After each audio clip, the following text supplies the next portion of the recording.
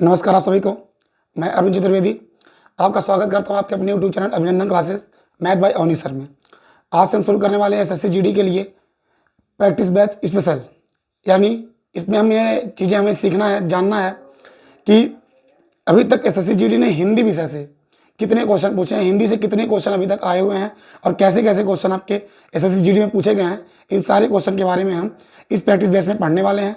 यानी इसमें सारे क्वेश्चन प्रीवियस ईयर के होंगे, जो अभी तक जब से एसएससी जीडी का एग्जाम हो रहा है तब से लेकर अभी तक कितने क्वेश्चन पूछे गए हैं उनका ईयर वाइज, मतलब जिस साल में, यानी जितने भी वर्ष के हिसाब से हम सारी क्वेश्चन को हम प्रैक्टिस करेंगे और देखेंगे कि इसमें कि प्रत्येक वर्ष में किस तरह से क्वेश्चन पूछे गए हैं और कौन कौन से क्वेश्चन पूछे गए हैं, और उन्हीं क्वेश्चनों को हम क्या करेंगे, प्रैक्टिस करेंगे। ठीक है, तो शुरू करते हैं पहला क्लास।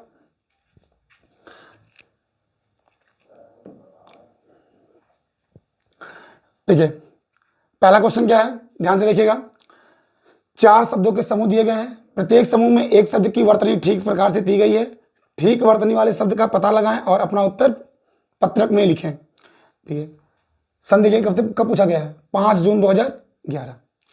5 जून 2011 का कि एसएसजीडी में क्वेश्चन पूछा गया था। और इसमें क्या कह रहा है कि 5 क्वेश्चन आपको दिखाई दे रहे होंगे और 5 क्वेश्चन में 4 विकल्प दिए गए हैं और हमें बताना है कि किस विकल्प की वर्तनी क्या है, शुद्ध है। यानी इसका मतलब कहने का तात्पर्य है कि इन सभी 4 ऑप्शन में 3 की शुद्धि गलत है और 1 की सही है, और वही हमें पता करना है कौन सही है। तो देखते हैं पहला क्वेश्चन। पहला है व्यवहारिक, व्यवहारिक, व्यवहारिक और व्यावहारिक, कौन सा सही है। ठीक है, सबसे पहले तो हम जानते हैं कि इन शब्दों का मूल शब्द क्या है। तो अगर हम व्यवहारिक शब्द की बात करें तो इसका जो मूल शब्द होता है वो हमारा क्या है, व्यवहार है। मूल शब्द क्या है, व्यवहार। और इस व्यवहार शब्द में अगर हम इक प्रत्यय जोड़ दें, क्या जोड़ें, इक प्रत्यय अगर हम जोड़ दें तो क्या बनेगा, ये भैया मिल के शब्द हमारा बन जाएगा व्यावहारिक।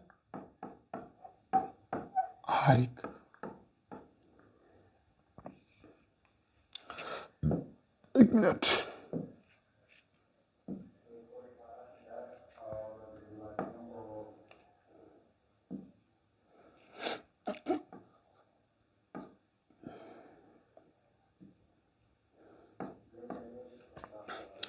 एक मिनट बाबू।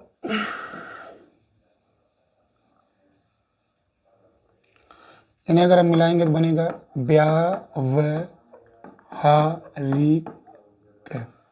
क्या बनेगा, व्यावहारिक। याद देखिएगा, जो पहला वर्ण होता है उसमें अगर हम एक प्रत्यय जोड़ रहे हैं, अगर पहला वर्ण अगर अ है तो क्या बन जाता है आ, तो हमारा शब्द क्या बनेगा, व्यावहारिक। देखिए इसमें कौन सा शब्द आपका मिल रहा है, व्यावहारिक, व्यावहारिक, व्यावहारिक। यहाँ देखिए यहाँ पे है व्या, लेकिन यहाँ पे र पे बड़ी मात्रा है कि हमें क्या चाहिए, छोटी। तो हमारा ऑप्शन कौन सही होगा, तीसरा ऑप्शन हमारा क्या होगा, बिल्कुल सही। व्यवहार में कौन सा प्रत्यय है, एक प्रत्यय जोड़ने तो क्या बनेगा, व्यावहारिक। और मूल शब्द क्या है, व्यवहार।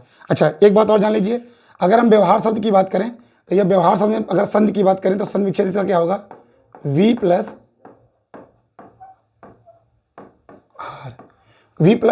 अवहार, ये इसका संध विच्छेद होगा।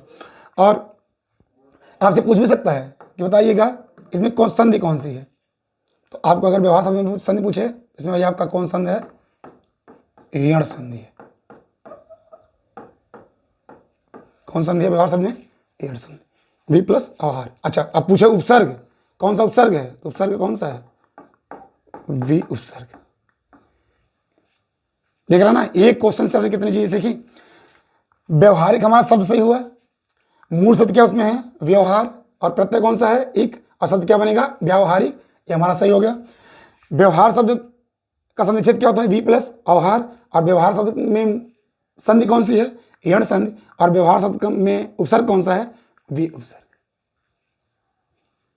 सही है, ठीक है। देखिए इसमें 2 उपसर्ग आते हैं, एक उपसर्ग आपका ये भी बन जाएगा, ये जो अ उपसर्ग है ये भी आपका उपसर्ग का ही काम करता है। यानी यहाँ पे 2 उपसर्ग बनेंगे। या मूल शब्द में क्या है, हार है, इसमें 2 उपसर्ग हैं, एक अ और एक वी। ठीक है, इसका स्क्रीनशॉट ले लें आप।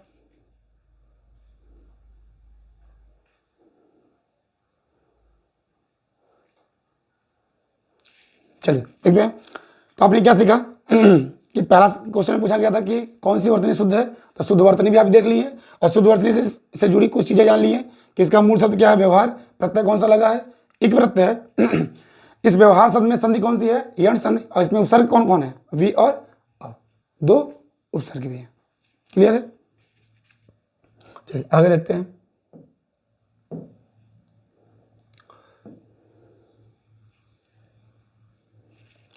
दूसरा क्वेश्चन देखते हैं। उज्ज्वल उज्ज्वल उज्ज्वल, देखिएगा बहुत मोस्ट इंपॉर्टेंट क्वेश्चन है। यहां से क्वेश्चन कई बार पूछा गया है, तो याद रखना आपको। इसका जो इसका जो शुद्ध वर्तनी होती है वो होती है क्या? उज्ज्वल, यानी 2 बार आधा ज होता है। इसका संविच्छेद क्या होता है? उत प्लस ज्वल, ये इसका संविच्छेद होता है। अच्छा, पूछ सकता है आपसे कि इसमें संधि कौन सी है, तो याद रखिएगा इस उज्ज्वल शब्द में जो संधि है वो हमारा संधि कौन सी है? व्यंजन संधि। व्यंजन संधि है। और इसमें उपसर्ग कौन सा है? उपसर्ग आपका है उत, क्या है आपका? उपसर्ग। इस उज्ज्वल की शुद्ध वर्तनी क्या है? आधा, दोनों बार आधा ज होगा, यानी आपका ये डी वाला ऑप्शन बिल्कुल सही होगा। और संविच्छेद क्या होगा? उत प्लस ज्वल। उत इसमें क्या है? उपसर्ग। और उज्ज्वल में संधि कौन सी है? व्यंजन संधि। क्लियर है? इसके शॉर्ट ले इसका आप। चलिए आगे देखते हैं। चीजों को ध्यान से समझते चलिएगा।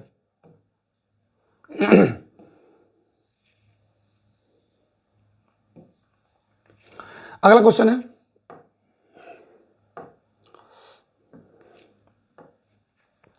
उपर्युक्त उपर्युक्त उपर्युक्त उपर्युक्त कौन सही है? देखिएगा में से जो सही आपका शब्द है वो क्या है?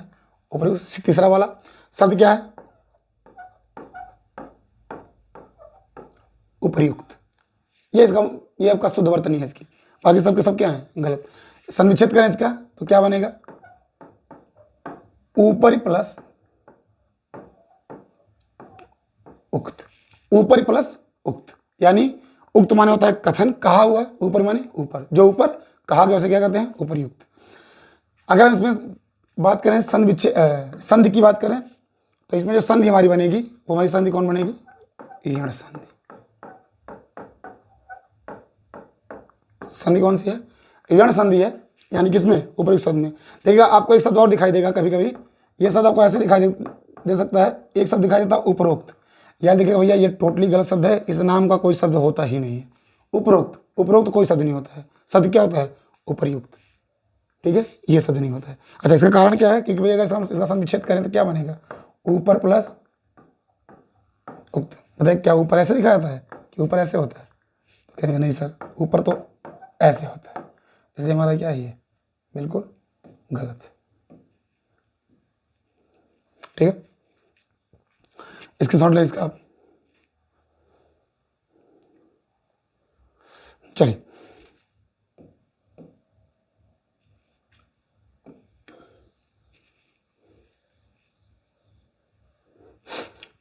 अगला क्वेश्चन देखें।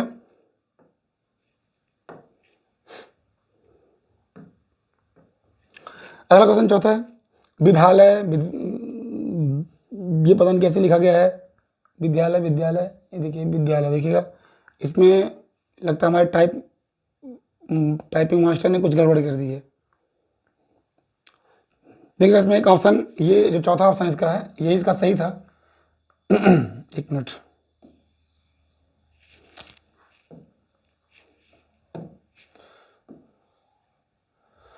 इसका ये वाला बी वाला ऑप्शन सही था। अब बी वाला ऑप्शन को ऐसे लिखा गया था।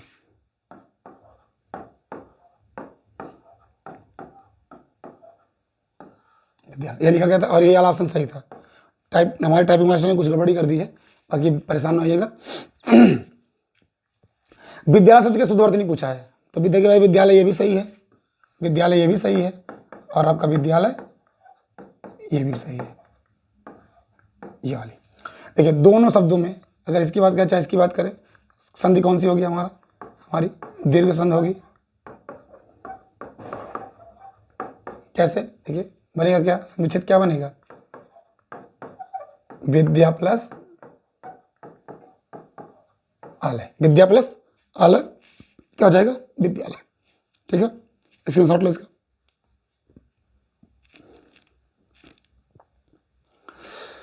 चलिए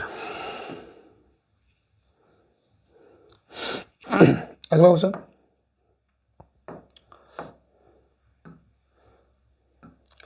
अगला क्वेश्चन है कवित्री। कवित्री शब्द का शुद्ध अर्थ नहीं बताइए क्या होगा। देखिए कवयित्री, कवयत्री, कवियत्री, कवियत्री नहीं, कवियत्री, ये वाला ऑप्शन सही है। याद रखिएगा कब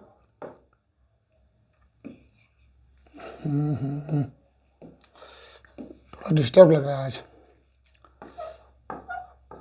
कवियत्री ये हमारा सही शब्द है कवित्री। ये जो हमारा है ये कवि का स्त्रीलिंग होता है। कवि का स्त्रीलिंग क्या होता है? कवित्री, यानी कवि पुल्लिंग है और कवित्री क्या है?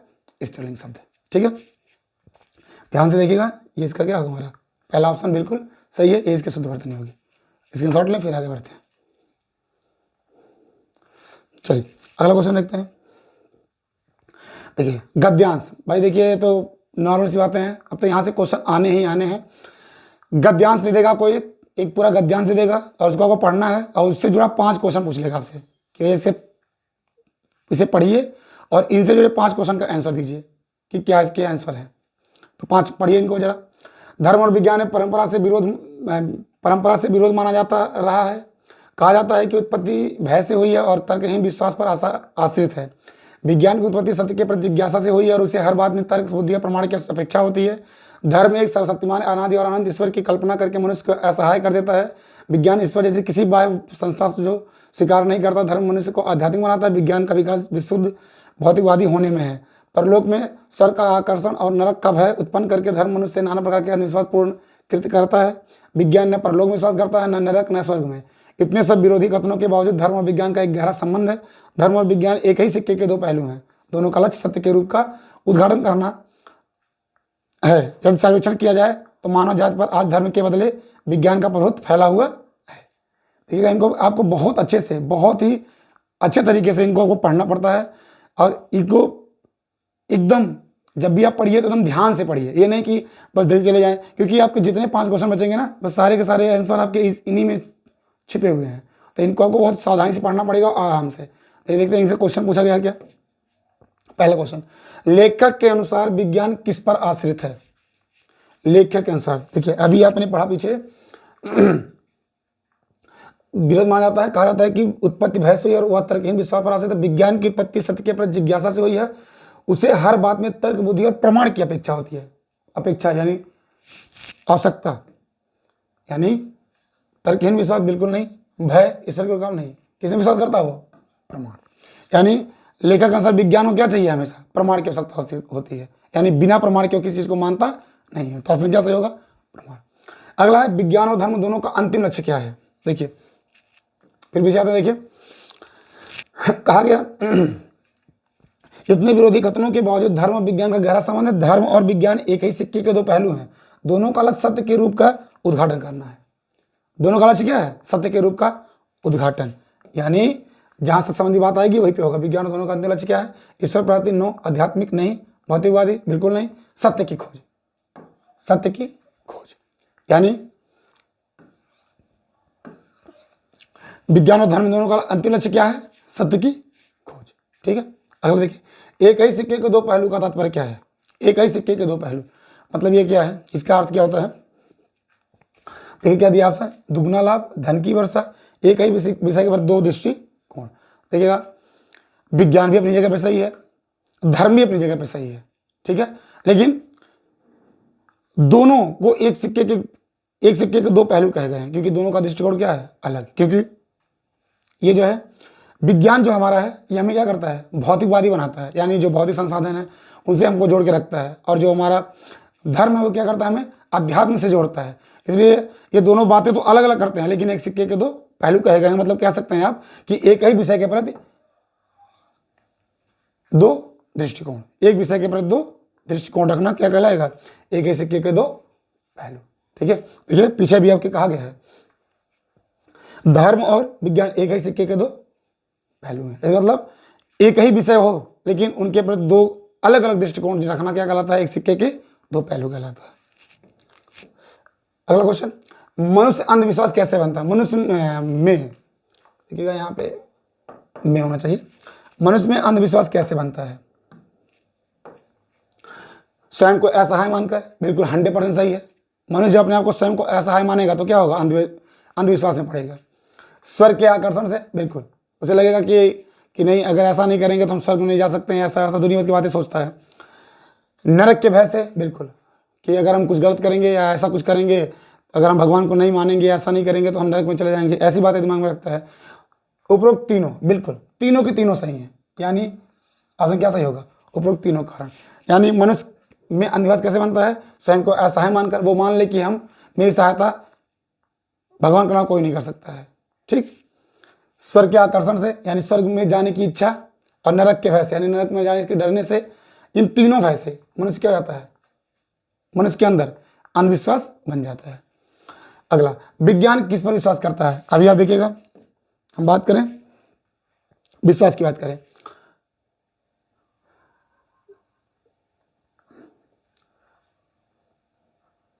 हाँ, धर्म एक सर्वशक्तिमान अनादि अनंत ईश्वर की कल्पना करके मनुष्य को असहाय कर देता है। विज्ञान ईश्वर जैसे किसी भाषा संस्था को स्वीकार नहीं करता। धर्म मनुष्य का रहेगा तो विज्ञान विकास विशुद्ध भौतिकवादी होता है।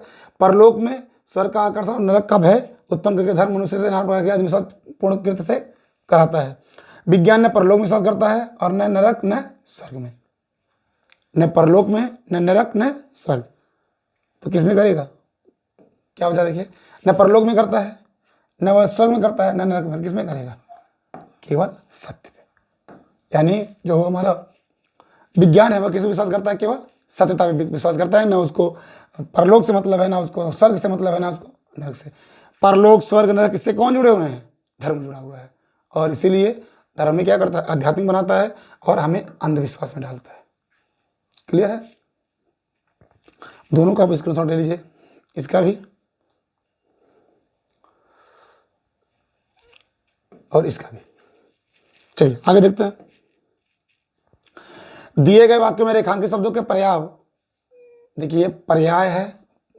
हमारे टाइपिंग मास्टर लगता है थोड़ा सा पता नहीं किस मूड में रहते हैं।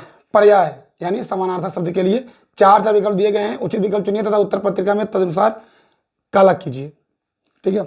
पर्याय मतलब हो गया भैया ना, जितने आपके रेखांकित शब्द दिए गए हैं इनका पर्यायवाची लिखना है, मतलब उनकी जगह पे कौन सा पर्यायवाची आ सकता है। ठीक है, पर्यायवाची लिखना है। पर्यायवाची यानी समानार्थक। इसमें मैं कह दूं लड़का, क्या लड़का की जगह पर हम बेटा कह सकते हैं?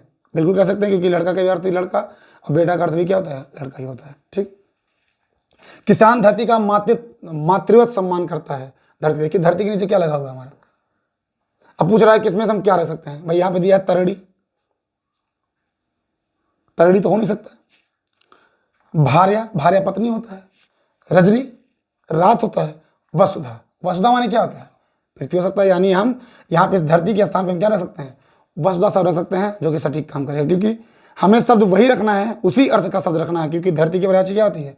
वसुधा। धरती की पर्यायवाची ना रजनी होती है, ना भार्या होती है, ना तरड़ी होती है। भार्या पत्नी की पर्यायवाची है। भार्या पत्नी, रजनी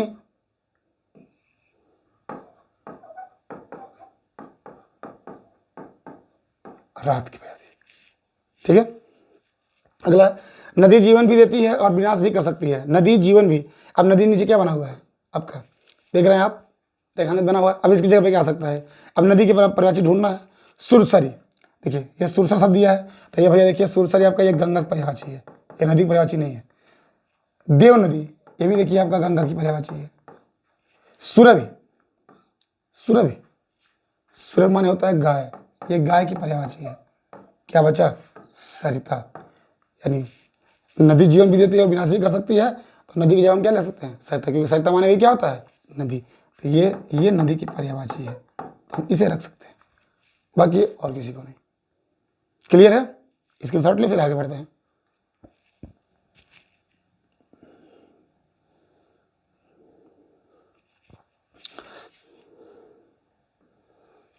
अगला, नीचे देखे वाक्य में रेखांकित शब्दों के पर्याय के लिए 4 विकल्प दिए गए हैं। उचित विकल्प चुनिए और कला कीजिए।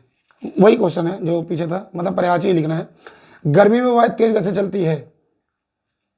गर्मी में वायु, अब वायु की पर्यायवाची क्या हो सकती है? देखिए झंझावत, ये तो बिल्कुल नहीं है,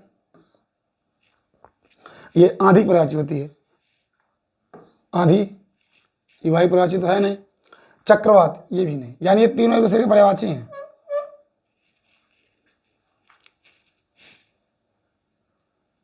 ठीक है। वायु, वायु की जो पर्यायवाची होती है वो होती है अनिल,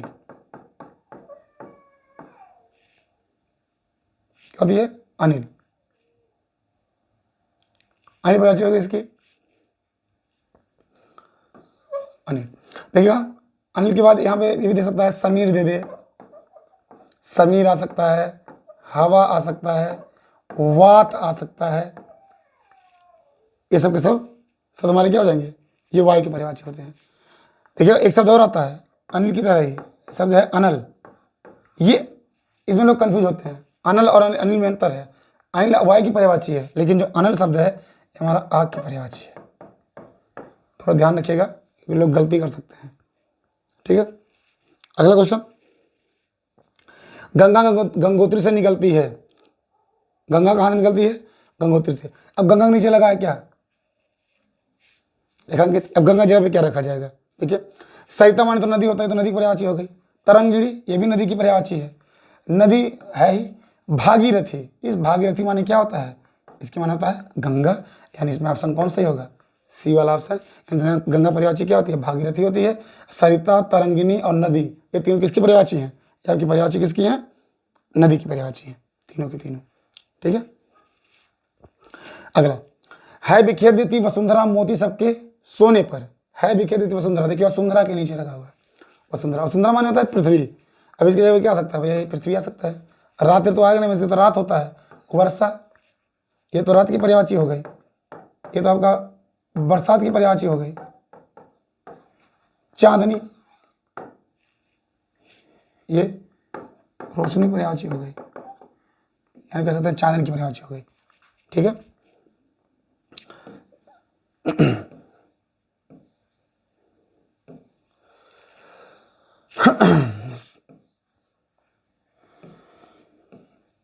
सही क्या होगा हमारा? पृथ्वी, यानी वसुंधरा जगह पर क्या रख सकते हैं आप? पृथ्वी रख सकते हैं। क्लियर है? स्क्रीनशॉट ले, फिर आगे बढ़ते हैं।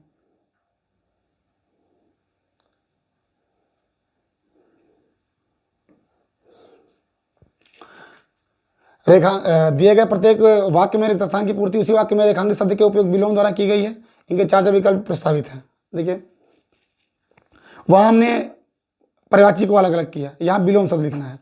जितने रेखांकित शब्द दिए होंगे उनका क्या लिखना है? हमें विलोम लिखना है। ठीक है। चलिए पहला क्वेश्चन देखिए, भारतीय दृष्टि आध्यात्मिक है जबकि पाश्चात्य दृष्टि का आधार कैसा है?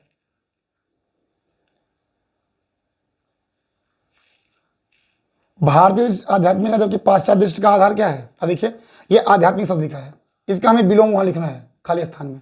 आध्यात्मिक यानी जो अध्यात्म से जुड़ा हुआ हो। आध्यात्मिक, अध्यात्म से कौन जोड़ता है? धर्म जोड़ता है। धर्म हमारा क्या करता है? अध्यात्म से जोड़ता है। लेकिन विज्ञान किससे जोड़ता है? भौतिक से, भौतिकवादी से जोड़ता है। यानी अध्यात्म का जैसे उल्टा क्या हो जाएगा? भौतिकवादी। ये हमारा आंसर बिल्कुल क्या है? सही है। यानी ध्यान रखना है, जो रेखांकित शब्द है इसका विलोम वहां खाली स्थान में भरा जाएगा। देखिए लिखा गया है, रेखांकित शब्द के उपयुक्त विलोम द्वारा की जानी है उसी रिक्त स्थान की पूर्ति उसी वाक्य में रेखांकित शब्द के उपयुक्त विलोम द्वारा, यानी जिस के नीचे रेखांकित शब्द किया गया है उसका विलोम कहाँ भरेंगे? रिक्त स्थान में भरेंगे। तो शब्द क्या दिया था? आध्यात्मिक, इसका विलोम क्या होता है? भौतिकवादी। यहाँ पे खाली स्थान में क्या आएगा? भौतिकवादी आएगा। क्लियर है? आगे, स्वच्छ जल के अभाव में हमें जल पीकर ही प्यास बुझानी पड़ती है। स्वच्छ, स्वच्छ माने क्या होता है? साफ, निर्मल। देगा इसका विलोम क्या हो सकता है? तप्त, शीतल, उष्ण। उष्ण माने गर्मी होता है, शीतल तो होगा नहीं, ये भी नहीं होगा। तप्त माने होता है गर्मी। दूषित, स्वच्छ का विलोम क्या होगा? दूषित। स्वच्छ माने होता है साफ, दूषित माने गंध। यहाँ पे क्या शब्द आएगा? दूषित आना चाहिए, और क्या करेगा? वाक्य को पूरा कर देगा। अगला, 15 अगस्त 1947 को भारत ने परतंत्रता की जंजीरें तोड़कर प्राप्त की। परतंत्रता, इसका विलोम परतंत्र का विलोम स्वतंत्र, और परतंत्रता का विलोम स्वतंत्रता। क्योंकि इसका विलोम लिखना है, परतंत्रता का विलोम क्या होगा? स्वतंत्रता। स्वतंत्रता, ये वाला हमारा ऑप्शन क्या होगा? बिल्कुल एकदम 100% राइट आंसर है। बोलिए, क्लियर है? यानी जो हमारा रेखांक सब परतंत्रता था, इसका विलोम क्या बनेगा? स्वतंत्रता। और चूंकि हमें विलोम से ही उस स्थान को भरना है, यहाँ पे सही ऑप्शन क्या होगा? स्वतंत्रता। पराधीनता ये तो बिल्कुल नहीं होगा। इस स्वाधीनता का विलोम होता है स्वच्छंदता, अब क्या कहा जाता है? स्वच्छंदता भी नहीं होगा। संवैधानिक, असंवैधानिक का होता है। ठीक है, यहाँ पे न पराधीनता आएगा, क्या आएगा? स्वतंत्रता आएगा। क्लियर है? फिर देख लीजिएगा, आध्यात्मिक शब्द है जो अध्यात्म से जोड़े, इसका विलोम में लिखना है तो इसका विलोम क्या होता है? भौतिकवादी। यहाँ पे स्वच्छ जल के अभाव में, स्वच्छ है जल, कैसा है? स्वच्छ है। स्वच्छ का विलोम क्या होता है? दूषित। क्योंकि हमें खाली स्थान में क्या बनना है? इसका विलोम रखना है, तो इसका विलोम क्या होगा? दूषित। क्योंकि स्वच्छ का विलोम ना तप्त होता है, ना शीतल होता है, ना उष्ण होता है। ये तो आप देख ही लिए, स्क्रीनशॉट ले, फिर आगे बढ़ते हैं। चलिए, ये क्या है? ये भी चीजें वही है, सेम है, वही विलोम ही बदलना इसमें भी। उसका हृदय इतना कोमल है कि मित्र तो क्या हुआ अपने, क्या दिया है? दिए गए प्रत्येक वर्ग की पूर्ति वाक्य में रेखांकित शब्द, इसमें रेखांकित तो किए ही नहीं। यहाँ पे देखिएगा, इसके जो रेखांकित होगा इस मित्र के नीचे, मित्र के जो रेखांकित है, कोमल है कि मित्र तो क्या हुआ अपने, कोई चोट नहीं पहुंचा सकता है, तो मित्र का विलोम शत्रु। मित्र का विलोम क्या होता है? शत्रु। ये आपसे बिल्कुल सही होगा। यानी यहाँ पे क्या भरा जाएगा? शत्रु भरा जाएगा। सहयोगी का होगा ही नहीं, प्रतिरोधी विपक्षी होगा ही नहीं। ठीक, अगला सामिस। देखिए, सामिस नीचे लगा, सामिस भोजन की तुलना में भोजन स्वास्थ्य के लिए लाभप्रद माना जाता है। अब सामिस का विलोम देखिएगा, याद देखिएगा, शब्द आ जाए आमिष या आ जाए सामिस, इन दोनों माने भैया होता है मांसाहार। और इसका जस्ट विलोम क्या होता है?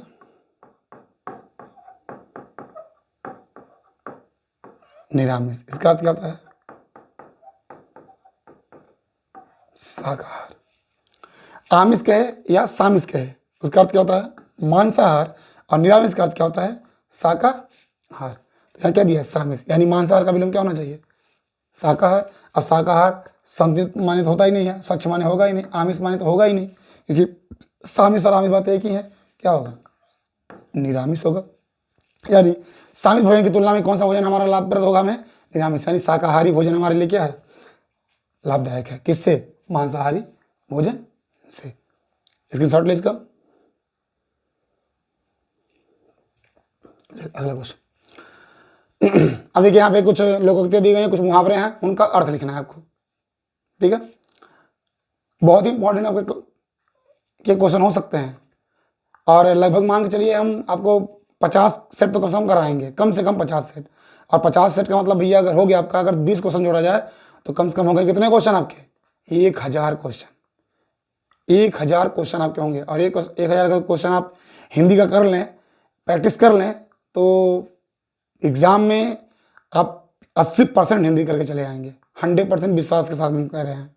ठीक है, तो आप बिल्कुल क्लास को अच्छे से देखिए और इसे एक बार दो बार करके, मतलब इसको अच्छे से समझने का प्रयास करें। इन चीज़ों को रटने का प्रयास बिल्कुल ना करें, इनको समझने का प्रयास करें, क्योंकि इसमें ऐसे बहुत से क्वेश्चन आपको दिखाई देंगे जो आपको फिर अगले किसी न किसी सेट में रिपीटेड क्वेश्चन दिखेंगे आपको। ठीक है, तो इनको ध्यान से आप देखें और इसका अवलोकन करते रहें। देखिए, पहला दिया है घी के दिए जलाना। घी के दिए जलाना का अर्थ क्या होगा? याद देखिएगा, पहली बात जान लीजिएगा, मुहावरा लोकोक्ति में अंतर क्या होता है। मुहावरों के अंत में आपको ना दिखाई देता है और लोकोक्तियों के अंत में आपको ना दिखाई नहीं देगा। ये सबसे बड़ी पहचान है। जैसे नाच न जाने आंगन टेढ़ा, नाच न जाने आंगन टेढ़ा, लास्ट में कहीं ना दिखाई दिया? नहीं। क्या घी के दिए जलाना, देखिए लास्ट में ना आया। जब किसी भी एक वाक्यांश के अंत में ना आता है तो वो हमारा मुहावरे के अंतर्गत आएगा, और जब उसके अंतर्गत लास्ट में उसके ना आए तो हमारा क्या कहलाता है? वो लोकोक्ति कहलाता है। ठीक है, तो घी के दिए जलाना, देखिए घी के दिए कब जलाए जाते हैं? जब बहुत खुशी का माहौल हो तभी घी का दिया जलाया जाएगा। तो क्या होगा हमारा? खुशी मनाना। रोशनी करना बिल्कुल नहीं, पूजा करना बिल्कुल नहीं, धनवान होना, देखिए पूजा करना हो सकता है क्योंकि भाई घी के दिए जला के पूजा भी लोग करते हैं, लेकिन पूजा कब करते हैं? खुशी के माहौल में ही करते हैं। धनवान होना बिल्कुल नहीं, ऐसा थोड़ी ना। घी के दिए जला रहे तो धनवान हो गए, ऐसा बिल्कुल नहीं है, बिल्कुल नहीं। क्या होगा? खुशी मनाना, ये हमारा बिल्कुल सही है। सिर चढ़ाना, सिर चढ़ाना सुने होंगे ना, अरे तो लइकवा जौन बा बहुत बदमाश हो बहुत, तो कपारे चढ़ावले हटा, कपारे पे चढ़ौले बाटा, यानी सिर पे चढ़ाना। यानी सिर पे चढ़ाने का मतलब हो गया कि उसे एकदम खुली छूट दे देना, खुला सांड लेखा जा घूमा, कहीं चली आवा जाके, यानी बहुत आज़ादी देना, बहुत आज़ादी देना, एकदम आज़ादी दे, जा भाव कहीं जा, चली आवा, चल के आवा, हम देख ले, यानी उसे क्या कहते हैं? सिर पर चढ़ाना। किसी भी चीज़ के लिए आप आज़ादी दे दीजिए पूरी तरह से, तो हमारा क्या कहलाता है? सिर पर चढ़ाना। ठीक है, आगे देखिए। आम के आम गुठलियों के धाम का अर्थ क्या होगा? देखिए ये हमारा लोकोक्ति है। देखिए लास्ट में कहीं ना आया आपका, कहीं दिखाई दिया ना? नहीं ना। आम के आम गुठलियों के धाम, आम और गुठलियाँ खरीदना, आम खरीद कर गुठलियों को बेचना, जिसमें सब हानि हानि हो, नहीं। आम के आम गुठलियों के दाम, यानी जहाँ लाभ ही लाभ हो, यानी जो चीज़ लाएं, जैसे मान लीजिए अब एक बंदा कोई है, एक बोरा आलू लेके आया, और वो जो बोरा है वो था उसका जूट वाला बोरा था, वो क्या करता है? आलू तो बेच भी देता है, और जूट वाला जो बोरा है ना उसको भी बेच देता है। तो इसे कहते हैं कि आम के आम गुठलियों के भी दाम, यानी क्या होगा? जिसमें सब लाभ ही लाभ हो, हर तरफ से लाभ ही लाभ दिखाई दे, वो हमारा क्या कहलाता है? आम के आम गुठलियों के दाम। ध्यान से देख लीजिएगा, लाभ ही लाभ होना। अगला, लकीर का फकीर होना, सीधे सीधे चलना नहीं, अशिक्षित होना बिल्कुल नहीं, मूर्खतापूर्ण व्यवहार करना बिल्कुल नहीं, पुरानी प्रथा पर चलना, यानी जो आपके बाबा दादा या पुराने लोग जैसे करते चले आए वैसे आप भी करिए, तो उसे क्या कहते हैं? लकीर का फकीर होना। जैसे आप पुराने लोगों ने किया वही चीज़ आप भी उसी ढेरे पे चल रहे हैं, तो ये हमारा क्या कहलाता है? लकीर का फकीर होना। अगला, आटे दाल का भाव मालूम होना, आटे दाल का भाव मालूम होना, इसका अर्थ क्या है? देखिए, खाने की वस्तुओं का मूल्य होना। पहले देखिएगा कितना खराब ऑप्शन दिया है। पिता की आय पर गुलछर्रे उड़ाना नहीं, खाना बनाना आना बिल्कुल नहीं, संसार का व्यवहारिक ज्ञान होना, यानी देखिएगा कुछ व्यक्ति को आप देखे होंगे बात करते हुए ऐसे कि क्या नाम है, अरे हम ऐसे कर सकते हैं, हम ऐसा कर सकते हैं, यानी कूप मंडूक, यानी वो कुएं के मेढ़े के समान होते हैं, लेकिन जब वो बाहर निकलते हैं ना तो उन्हें तो पता चलता है कि हाँ दुनिया बहुत बड़ी है। यानी जब हम जब अपने गांव में हैं और वहाँ पे हम अगर दुनिया भर की बातें ताम झाम दुनिया भर का बतिया रहे हैं या ऐसा कुछ भी कर रहे हैं, फेंक रहे हैं दुनिया भर का, तो हमें क्या पता है कि हमारे पास ज्ञान क्या है? सीमित ज्ञान है। इसीलिए हम क्या करते हैं? ऐसा करते हैं। जब हम बाहर निकलते हैं तो देखते हैं कि दुनिया बहुत बड़ी है, यानी यहाँ हम जैसे का पता ही नहीं चलेगा हम कहाँ चले गए। तो वहाँ पे उस बात को लेकर क्या कहते हैं? संसार का व्यवहारिक ज्ञान होना, यानी संसार के व्यवहारिक ज्ञान को जान लेना ही क्या कहलाता है? आटे दाल का भाव मालूम होना। ये बिल्कुल याद कर लीजिए, बहुत ही मोस्ट इंपॉर्टेंट, याद रखिएगा, मोस्ट इंपॉर्टेंट आपका ये है, ये सब के सब इनको बिल्कुल याद रखिएगा। ठीक है, तो ये भैया आपके हो गए 25 के 25 क्वेश्चन। 25 क्वेश्चन आपके हो गए किसके? पूरे हिंदी के। किस सन के हैं? 2011 में। कि किसी शिफ्ट का रहा होगा, उस शिफ्ट में ये क्वेश्चन पूछे गए थे। ये 25 क्वेश्चन जो हिंदी से पूछे गए थे, इनके बारे में हम जान गए। ऐसे ही हम अलग अलग प्रैक्टिस से जितने भी अब तक हुए एग्जाम, सभी एग्जाम का अलग अलग हम प्रैक्टिस करेंगे। ठीक है, 25-25 क्वेश्चन का, जिससे ज़्यादा लंबी वीडियो भी ना हो और आपको देखने में मजा आए और इन्हें अच्छे से आप पढ़ते रहें और इनका अवलोकन करते रहें। अगर वीडियो आपको अच्छी लगी हो इसे लाइक करें, शेयर करें और चैनल को सब्सक्राइब जरूर करें, जिससे आपको आने वाली अगली वीडियो का नोटिफिकेशन मिल सके। ठीक है, तब तक के लिए धन्यवाद।